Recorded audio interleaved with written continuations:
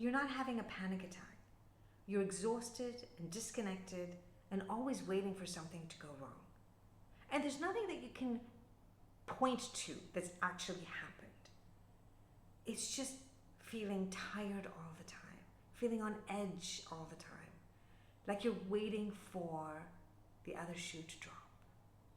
You've lived with it for so long, you've just stopped noticing that it's there. So you've decided, this is who I am now. Before you accept one more day of this as normal, because it doesn't have to be, stay with me to the end and I will show you a way to come back to your body so you don't feel exhausted all the time. You're always waiting in anticipation for the next thing to go wrong or the next thing to come along and throw you out of your comfort zone. And living like that is really, really scary because all you're constantly doing is treading water. You're treading water to try and stay afloat. You're still functioning, you're still smiling, you're still going to work. And yet inside you feel drained and tired. And there isn't one single event that you can point to that you can say, hey, this is what caused it. This is why I am so exhausted or I'm so drained. It's just this low hum that's constantly there all the time. And it becomes something that's really hard to explain to yourself and to other people, especially because you're able to produce and go to work and live normally on the outside. But inside, you are just completely drained. And when we get to the point where we're so exhausted and drained inside all the time, it's because we are in a constant state of chronic high alert. We're always aroused. We're always in a state where we're ready to get out of a dangerous situation. Your body's primed and ready to do this all the time. And emotional situations can put us in this state. It's not just physical danger. It's not just when we see physical danger in our external environment that can cause that. Emotional states can cause that. Abandonment, fear, rejection, all of those emotional states can cause our bodies to be in a state of high alert. And so when we're chronically tired, when you're in a place or a space where you've been functioning on high alert all the time, always ready in this state to defend yourself and protect yourself, it's exhausting. It's exhausting. And that is what's running constantly on this level here, just underneath everything that you do. You go to work and you're functioning like this. You go to sleep and you're functioning like this. You're having a romantic dinner with your partner and you're functioning like this. You are having fun and you're functioning like this. Whatever it is that you're doing, you go for a walk, you're exercising, but you are always functioning with this low level state of anxiousness because you're constantly waiting for something to go wrong. And that is historic. That comes from your childhood. That comes from emotionally having to switch on and be on alert. It's like your alarm system is on and that alarm system has stayed on and has never been switched off. And so if that alarm has never been switched off, then you are going to stay in this state of being on alert all the time. And when we're on alert all the time, it's draining. It's draining all your systems. It's exhausting you. So you can get 10 hours of sleep, 12 hours of sleep, it won't matter. You will still wake up drained. Because even when you're sleeping, your emotional state is functioning on this level. And when you're waiting in this constant state for the other shoe to drop, this constant state where your battery is draining, the inner critical voice in your head, the voice that tells you that there's something wrong with you because you can't function and you can't handle all the stress, and there's something wrong with you because you can't handle all the stress and be able to show up in your relationships and commit to all the things that you're supposed to do, that you are not this super person, the superhuman means that you are less than. That voice. Yeah, it's not so friendly, is it? And that voice just makes everything harder. It just makes everything far more painful than it needs to be.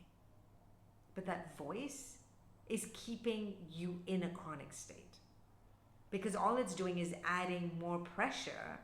And so you then feel like you have to stay on alert. Something is wrong. Something is wrong with me, because that's the voice you're constantly hearing. Something is wrong. Whether that something's wrong with me or something's wrong in my environment, usually it's something is wrong with me. So when you're hearing something is wrong with me all the time in every single thing that you do and every single way that you behave, then you're going to stay in a high alert state. You can't not.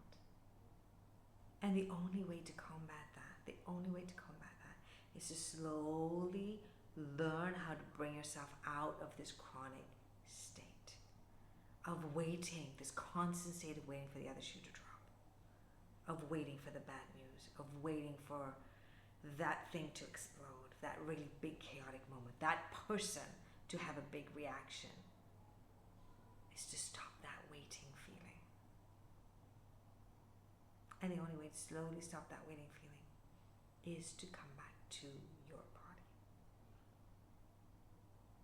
When we're in fight, flight, freeze, or fawn, any one of those states is how we respond to the world around us and how we respond to the threats in our environment. Whether those threats are physical or emotional, your body doesn't know the difference. If a threat is physical or emotional, your body is going to gear up and get ready to defend you. Your pupils are going to dilate, your heart is going to start racing, your palms might start sweating, the hair on your skin will go up, and your pores will start opening. All of your adrenaline will start building up. All of that is ready to run or get away or try to find a way to handle the situation. If you want to know more about the 4 states of fight, flight, freeze, or fawn, please go and listen to episode 1 of this podcast, and it explains that in detail.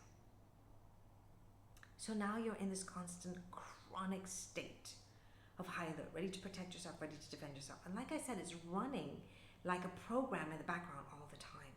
So no matter what you do, you're functioning with that base level of that draining your battery.